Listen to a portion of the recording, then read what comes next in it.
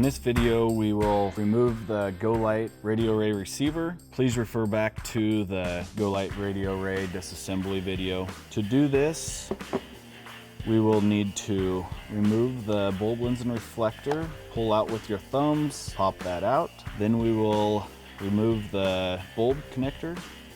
To do that, lift the tab and push the bulb out. When you get to this position, the receiver has one screw in the top corner that we'll need to remove. Once you get that screw out, lift the antenna off of the motor, pull out, and lift the receiver out. Once you're to that position, you'll need to disconnect the motor wires, and then you will need to disconnect the power wire out the bottom of the receiver. The receiver's removed.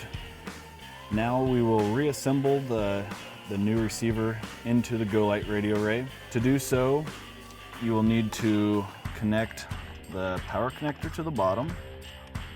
On the receiver, the bottom connector is for the power. The middle is for the up and down motor, and the top is for the left and right motor. Please refer back to the Golight radio array reassembly video.